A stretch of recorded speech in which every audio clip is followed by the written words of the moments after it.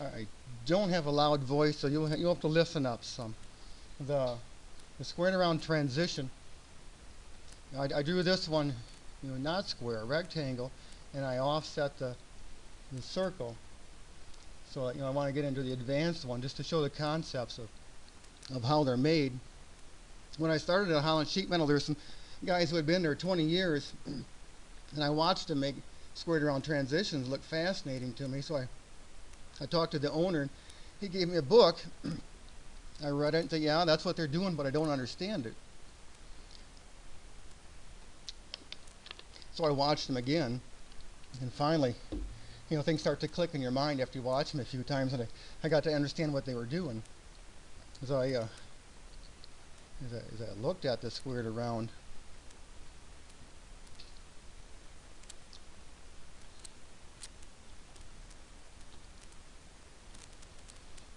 the squared around is just simply a series of triangles. It's got a front face that's a triangle, and then they choose some angle to sweep through it, and they got another triangle there, one there, and there, and there, and there, and you can either choose to laser cut out a whole bunch of triangles and weld them together, or you do a flat layout, and every place there's a seam, you put a little bend there.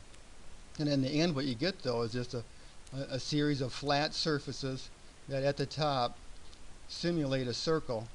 And then you can weld a flange on top of that. That is a real circle with a flange. But this just transitions up. So as I watch these guys, as I watch them do their layouts, what they would do is they get a piece of metal, and they draw a plan view of it.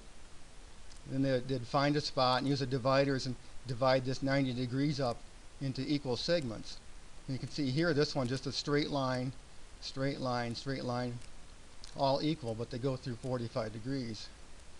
Then the guys would take it, and they would use a compass or a divider. They'd go at this point, and they would swing an arc down here. And then on this leg, they would make the length of this leg up to here equal to the height of the squared around from that point to that point. And after they did that, they would take this line and again go to the corner and swing a big arc, this one here. Then repeat the process from the other side and swing a big arc there, and where the two arcs crossed, you'd wind up with a line from here to the crossing down to here and down there. And you try to figure out what are they doing by doing that. What I come to realize is what they were doing was, I guess you'd call it vector math. If they wanted the hypotenuse from here to here, they had a right triangle which went across here and it went back, and they used that right triangle to calculate this hypotenuse. And when they had that hypotenuse, they had to combine that hypotenuse with a height to get the distance from that point to that point, so that you would have a complete triangle. You'd repeat the process on this side, and you'd wind up with a triangle. And what I come to realize is it's just vector math. You have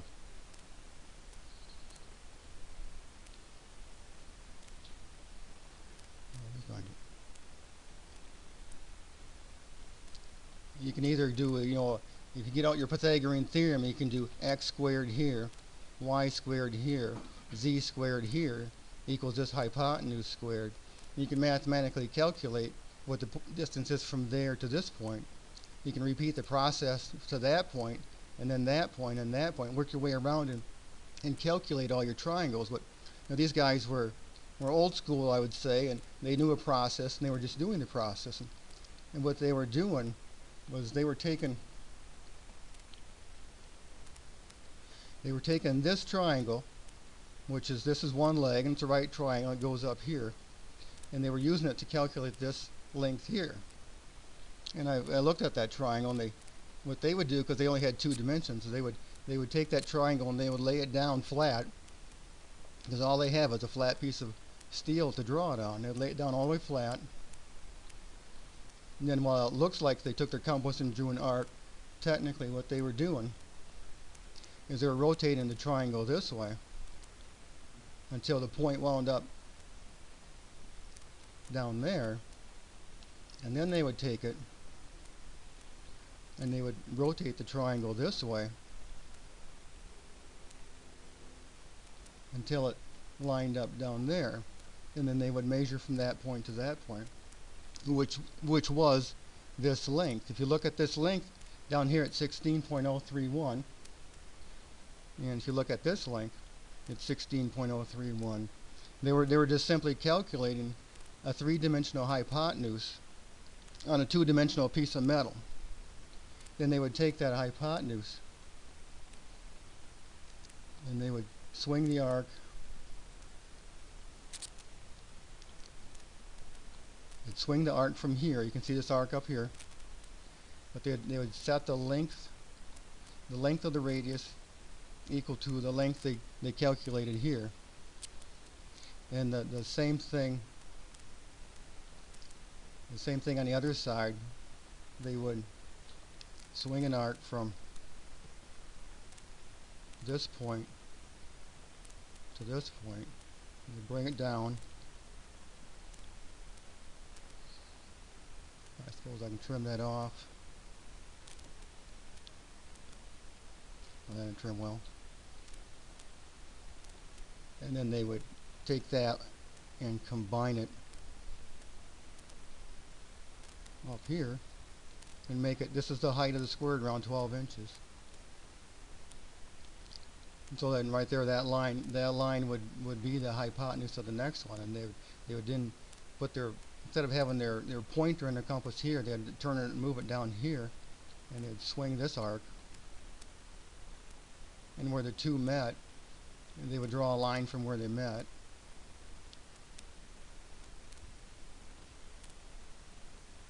You can get rid of the arcs.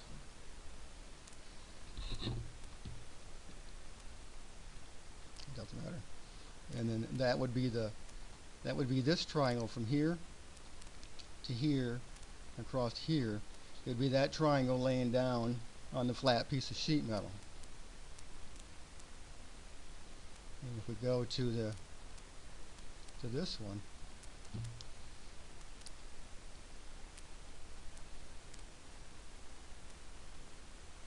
they were constructing this front face, but they were constructing it down here.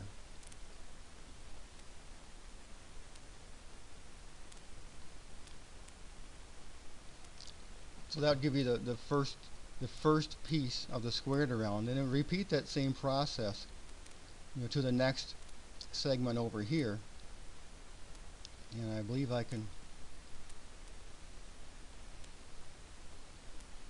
They would put the compass down here. They'd set it to this point, swing an arc down to there. They'd set their compass from here to here, and set it at that distance, and put the point down here, and then swing the next arc, which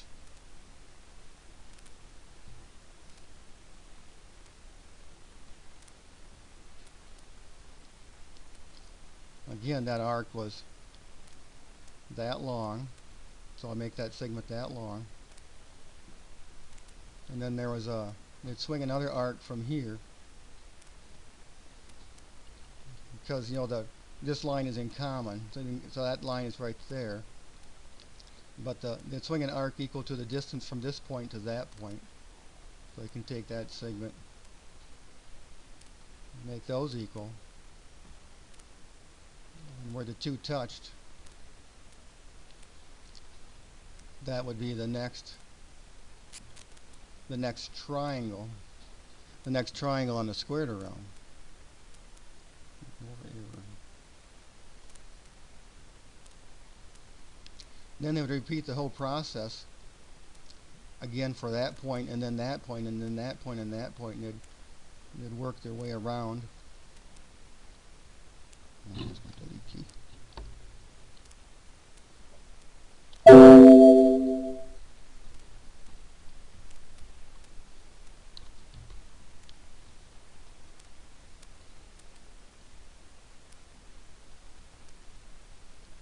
Until they got to that point. Then that would be the flat layout for the squared around from this point over to this 45-degree section. And I'd turn around and repeat the whole process from here. And in the end, you would get what I showed up front. All these little triangles, this leg right here equals this distance. This leg equals the next distance. That leg equals the next distance. And these legs, each one are all the same, and they all equal to what this line segment is, and it's the same as that, same as that, same as that. So when you're done, you could either cut a whole bunch of triangles and weld them together, or you lay your metal out like that and put a bend line on each one and bend it down until it matches the contour. And after making, say, 20 of these or so, we got different employees in the shop. I made him a squared around, and he said he was having a hard time welding it together, and the owner of the company asked me to go down there and give him a hand. So I went down there, as I was taught, with a 3 or 4 pound hammer to beat it into shape. And he looks at me and he says, "Don't you touch that thing with that hammer. Why don't you go back and learn how to make these the right way? You go back to the guys who've been here for 20 years and ask them how to do it." And, well, they're the ones who taught me. And I said, "Okay, yeah, that's kind of scary," he says. But when you get that level of feedback, you got to take your time and go back into your office and think about it. Say, how can I improve my fabrication techniques?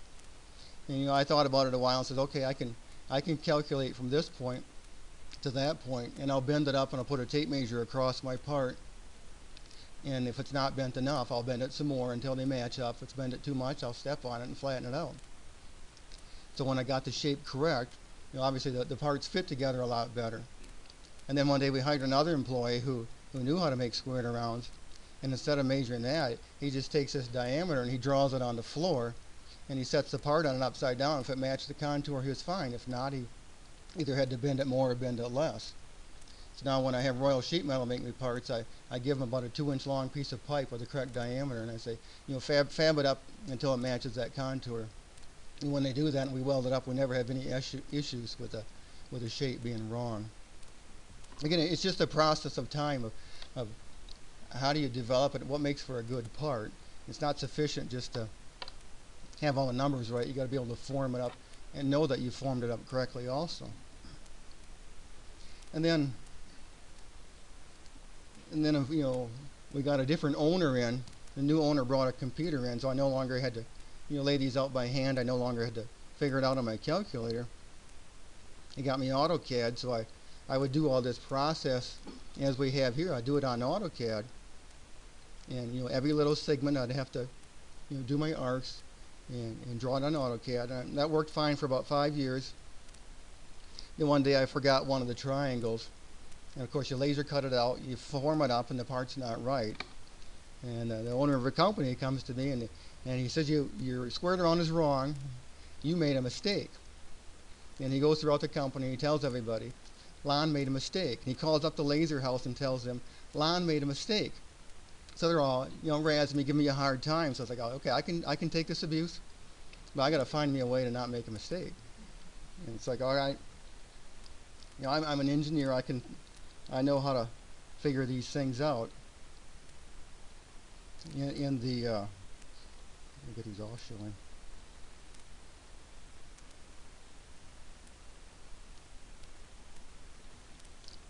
When it comes down to it, I can mathematically look at it and figure x squared, y squared, z squared equals this length. Then again, the x squared, y squared, and z squared on that one. Then again, I can get all these lengths. I can get this distance. And I decide I'm going to take that. I'm going to put it in a spreadsheet.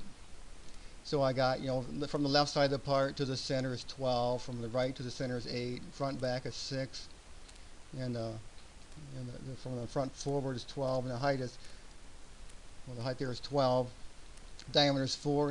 And I calculated out all the hypotenuse lengths. Then I used the law of cosines to trig it all out to give me an absolute XY position of where all the data points were.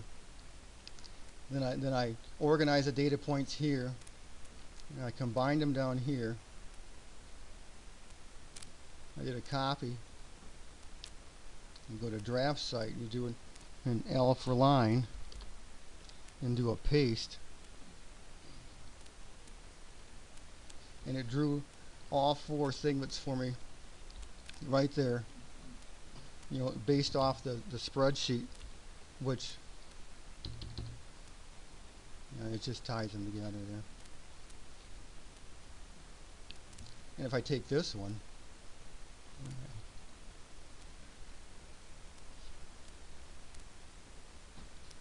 well, it's kind of hung up.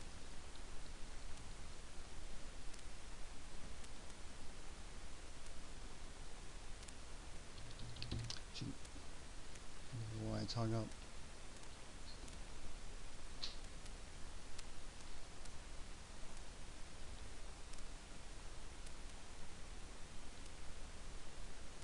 Doesn't like me. Well, anyway, I could take that one. This one's has all the points on it. Little segment, little segment, little segment. And I can draw a line from there down to the end. And then I see if that one works.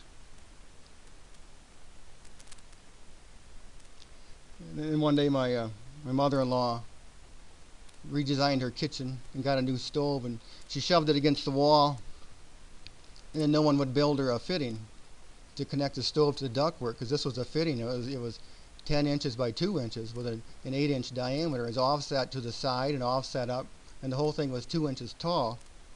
And it's like, well, I can do that. I just put the numbers in the spreadsheet. I dumped them out to AutoCAD. And works really nice is to every place there's a bend to put like a 40 thousandths by 20 thousandths deep little divot there. And then when the laser will cut it out and they'll sand the edge, but it'll leave a little brown mark, and then the fabricator will know where to bend to. And you do the same thing on the circle that you roll up.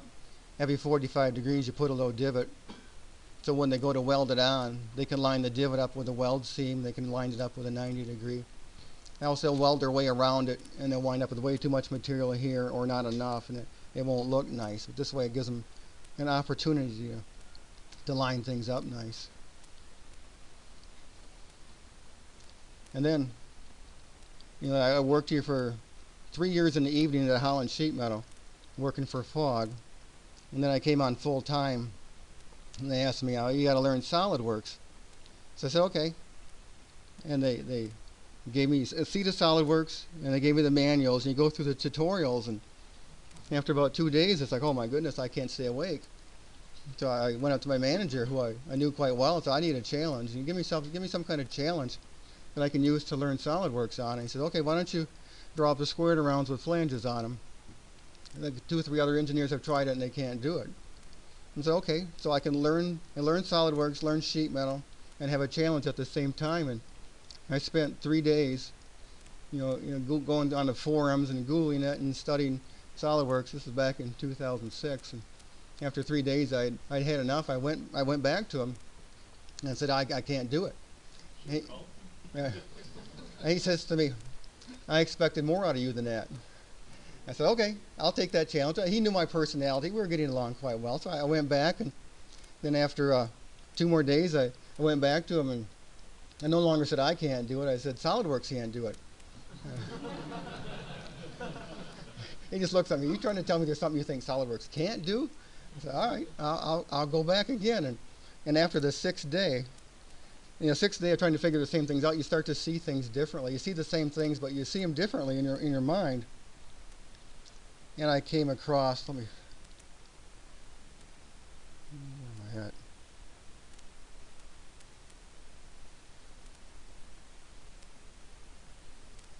Desktop.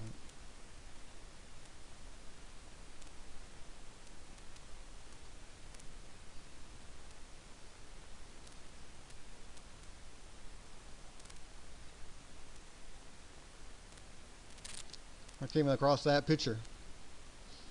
And my mind looked at it and said, "Oh, this isn't a hood scoop. This is a squared around. Here's a round. I'll shrink this down to say 1 or 2 thousandths long, and here's a round. I'll stretch this out to 20 inches, and I'll put a 16th inch radius in the corner. And you can see on the back side it folds over, so then I can fold it over." And I took that whole concept And after 6 days, I was able to go back and give it to him. Find that again, desktop.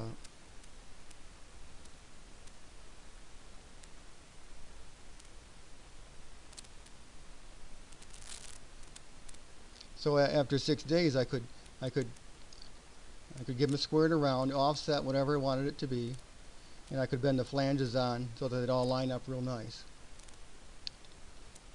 And then he says to me, "I want you to do a version top down." So he just, it wasn't enough for him that I worked on it for 6 days. He wanted me to perfect it. He wanted me to get a good solid foundation for what I was doing, so that, like I say, when it turns red, I would know how to fix it. And it does turn red, but I do know how to fix it. And I do a version flanges down,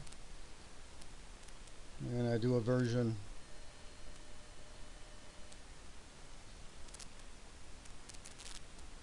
you can do a version that it sits on a slanted roof, and I got it set up so I can just pick the numbers what I want. In my initial sketches, I can pick the height that I want the squared around to be.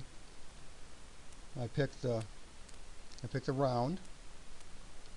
Here I got 12 inches, and the squared around consists of a 45-degree arc followed by a tangent straight line 2/1000 long, or whatever you feel like doing, on a 45-degree arc. Then you just combine them all together, and from that it goes down to, on this one I needed to do a 3D layout to see what I wanted it to be in the end. I wanted this to be 8 inches to the left, 8 inches to the right. I wanted it to be at an angle of 15 degrees, and 9 inches over, 8 inches up. And then I also set in order to know what the bends are after you do the squared around, I just do a driven dimension along that line. So this one would be, I just named it back side bend. This one I named front side bend. So that when you do your bends on the flanges, you can usually double click them. They'll show up. You can double click that and do an equation and set it equal to the driven dimension, and then the flange will fold up to what the 3D sketch gives you. And that way all the flanges are right on the same plane all around the whole part. And, the straight portion of the loft, again, it's just a straight line with a 45-degree arc in the corner. And same thing in this corner. And when these are all solid lines. I'm not bending them all at once. I'm bending a fourth at a time. So when you get into the equations of the round themselves, I just pick off the pieces of that circle that I want. And when I do the straight portion, I pick off the pieces there that I want. But they're all there so that my layout is complete, so that when I'm done, it actually turns out to be the size I set it to be in the initial sketches. So all the design work is done up front in that sketch, that one, and that one. And these are just formed up to predetermined areas of it. I lofted them all to that point that's all on a common plane, so I could predict ahead of time what they were going to look at, what they were going to look like. As I put this point, along Z to the origin, the back point to this one along Z back to the origin. So when I'm done, all my flanges are on the same plane. But when it lofts down to that line, it doesn't really set itself up nice for. I'll take a different one. It doesn't set itself up nice for a bend. I typically had to go after that, and I got to make a cut. You make a cut at a predetermined location. This is coincident to something else. What's it coincident to? It's coincident to that point I originally drew. So that after I cut it off, I know that if I just put a flange on, I already know what the radius is going to be, and in the 3D sketch then I can just put a, where am I at here? This is, say if it was this one. No, it's not. That one. So in my 3D sketch, I already have that all figured out. I know I'm coming down to there. I know it's going to go straight down from there. And I'm going to bend to a predetermined point down here. And all the angles are already calculated in the 3D sketch. I just set them to them. I was look at that 3D sketch again.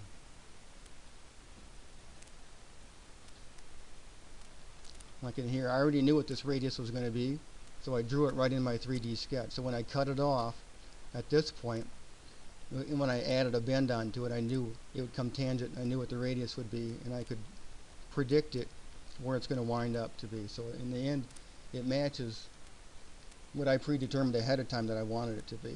If you look at here, like it's 8 inches over an inch and a half, 8 and an inch and a half, that's 16, that's 19 inches across it. And if you measure,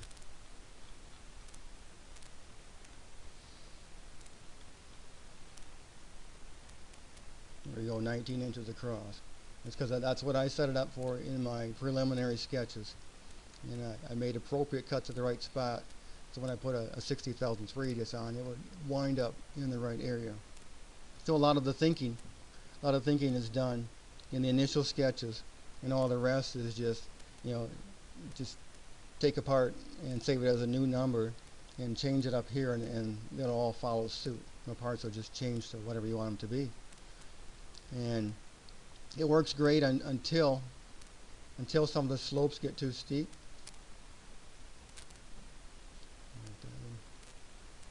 And some of the slopes get too steep in here, then the squared around itself will error out. Well, I'll try making that 20 once.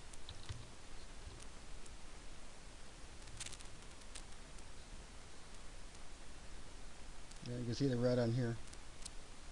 Something errored out there, and it's always, it's going to,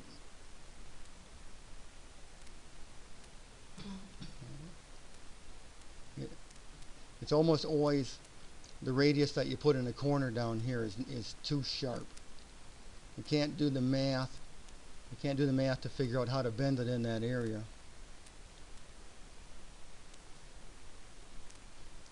So I change that radius.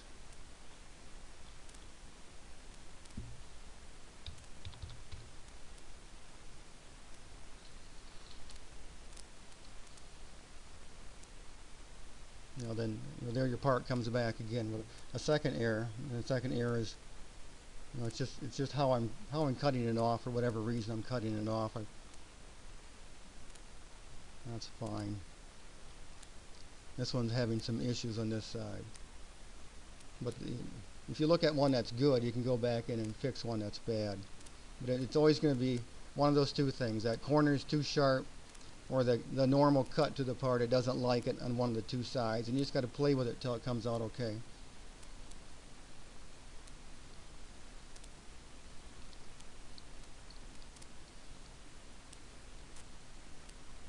With the loft,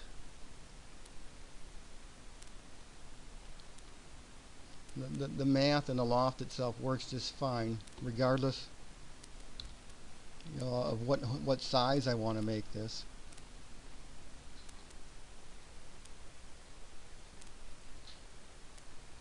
I can bring it out to a different diameter. I can change where the edge is located, and change where this edge is located.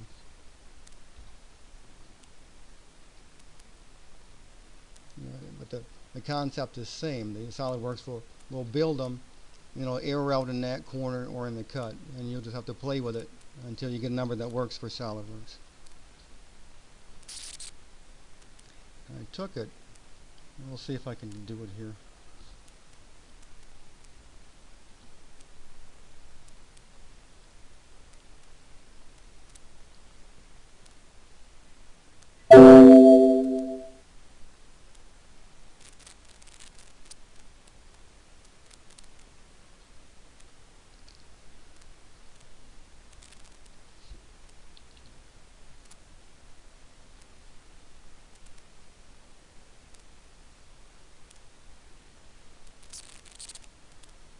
always like to dump them all to AutoCAD myself.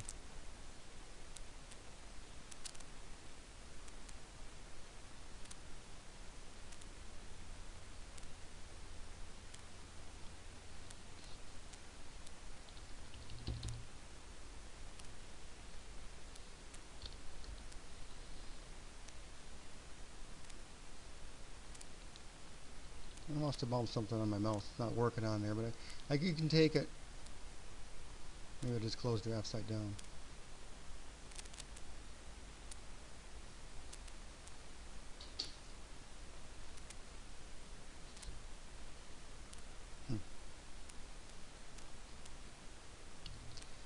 Anyway, it doesn't matter which version you use. If you go to the old school and you lay it out using AutoCAD or just the techniques they do, you can get the squared around that comes across like this.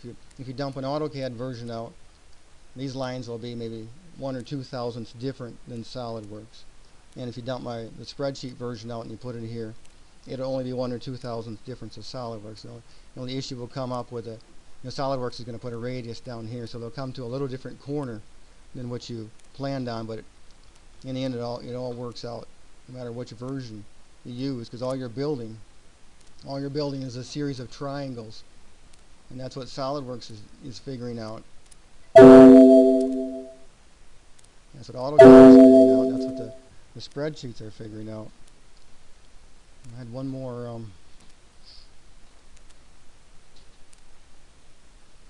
desktop.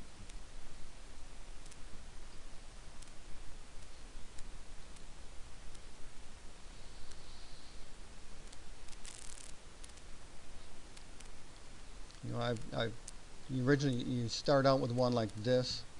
That's just a full radius and a straight line you loft between the two, but in the end you can't bend any flanges on it. You know, I struggled with that for a while. Why can't I bend flanges on it? And if you look at it really closely, and when you go to bend a flange, you pick an edge. I can pick that edge.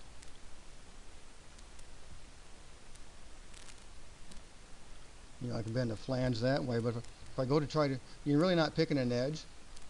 You are, but you're really picking the surface. And if that surface is not flat and planar, it's not going to work. And you can't try to bend a flange on here. You can't try to bend it on here. And while you think you can bend it on here, you think it's picking it.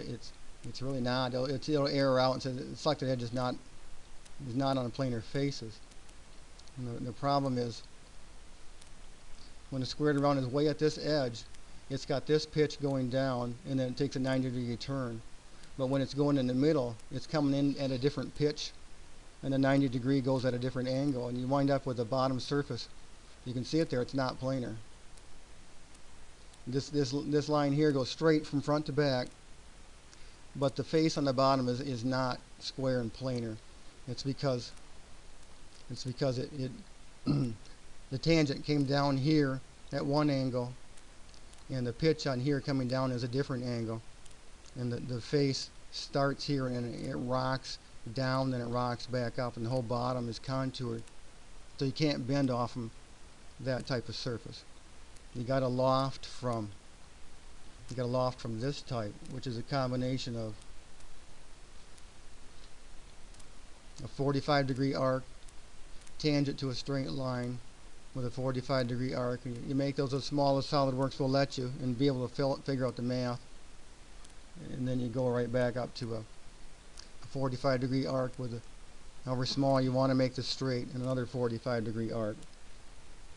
And those two will loft just fine, and you'll get a conical surface here, a conical surface here, and a planar surface here, and you can bend right off from that. You can bend to whatever angle you want it to bend to. I guess one more thing on the, if you ever do I tried it just for fun.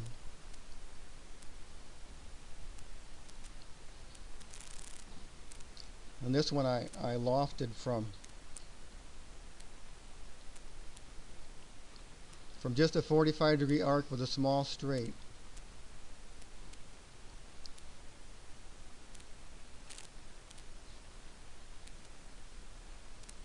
and just lofted up to the corner there.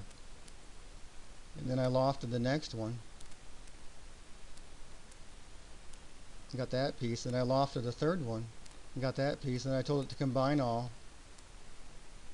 And it was a squared around. It was a 1/4 of a squared around. So in the end, you see that all it is a conical shape and a planar shape and a conical shape combined together. So again, when it doesn't work out for you, look in this area down here. And that's where the problem is going to be. Either too tight a radius or you're cut on and it doesn't work out. Oh, I'm going to cancel that in a minute. And there's an idea in there I really need to share. If you're going to loft a conical shape, and if you ever want to do anything with a cone after you loft it, you need to include a section of straight tangent to the arc onto it. Because if you don't put the section as straight, there's nothing you can do. You wind up with just a curved surface.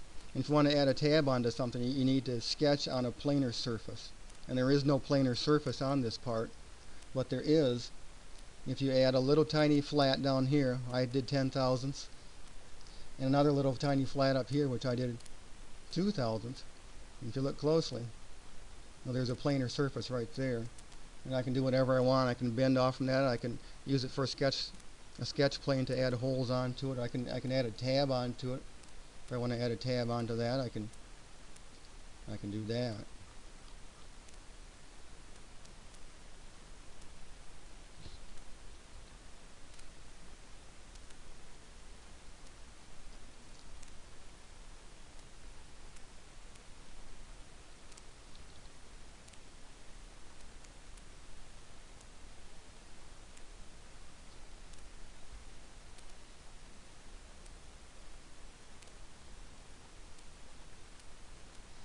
Go back state.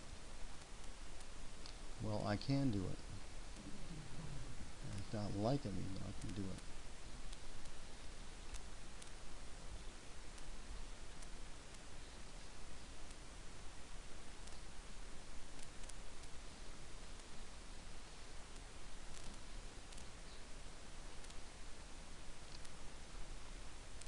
So there it is. But you need that planar surface, or you're all done.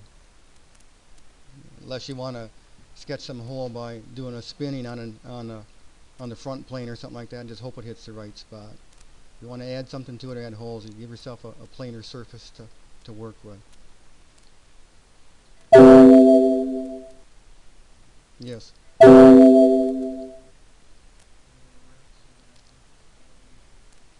Alrighty. Anybody got any questions? Do you know what a squared around is now, right? Just a set of triangles. It's just Pythagorean theorem, or it's vector math. It's just, if you do it on a flat piece of sheet metal, you're just taking the vertical number and they're tilting it down 90 degrees and combining the hypotenuse to the height by tipping it down. It's all they're doing. It's kind of mysterious until you think it through, and when you're done, it's just math. It's just math, and that's all SolidWorks is just math graphically displayed to you. And math is difficult when you have a huge arc going down to a very small arc, and SolidWorks wants to put a whole bunch of k-factors in there so you can figure it out. So there's a lot going on behind the scene that it's not on the surface. So that's why it errors out. There's too many things happening in one spot. So you make the arc a little bigger, give it more room to think, and the error will go away. And if you, as you leave and you go back, there's a bunch of parts racks on the right. There's a squared around laying on that rack. They had a criteria here in that they wanted the corner to be like a 3/8 radius, and that's really challenging for cleanability. It's really challenging to do that. So I had to move the weld joint to someplace other than the seam here. I had to wrap it around and find a different weld seam. There's one more thing I wanted to point out, is that this is giving you something pretty ugly down here, but typically the TIG welders can handle that. They can fill the weld in, but if you don't want them to, you can go into the flat pattern Once you're in the flat pattern, you can just add not even a sheet metal command. You can go over a regular feature command, and you can fill that corner right in if you want. I took that triangle, filled it right in.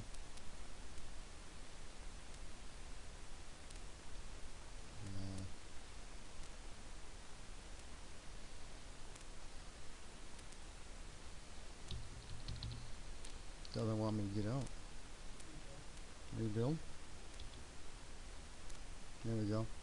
And when you get out, it's filled in nice. They can still bend to that area. So no matter how nasty it gets down there, you can fix it up in the flat pattern. And one more, and it even shows. I didn't fix it up here, but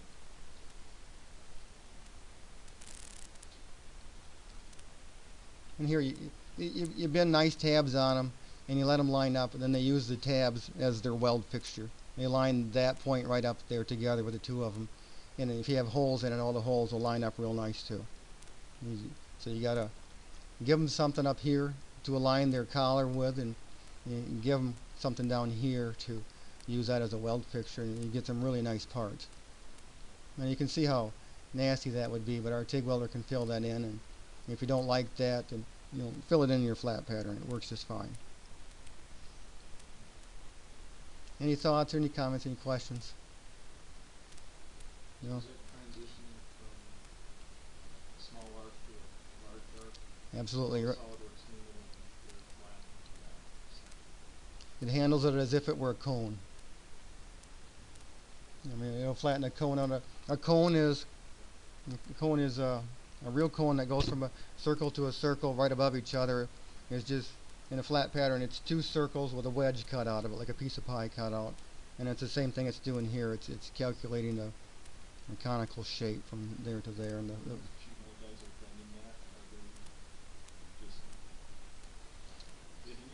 sheet metal guys are putting this on the press brake in the dead center of it, and then they're putting that spot on and put a bend. Then they leave it on this spot, and they hit it here, and then again here, and again here. And in the end, this doesn't sit on the press brake very good, so the last 2 or 3 inches will be really poorly bent up. And once you start tack welding it together, you tack weld it together here until you get about here. Then you start at the bottom and where you know it's good, and you tack weld it together, and you take a little hammer and you beat them together in that area and put welds on it when they start touching. Have you started experimenting with the locked bends feature? I moved out of enclosures a year ago, so I'm done experimenting. Now I gotta do the can. Our girl sat. We gotta finish. Everybody else. Alrighty.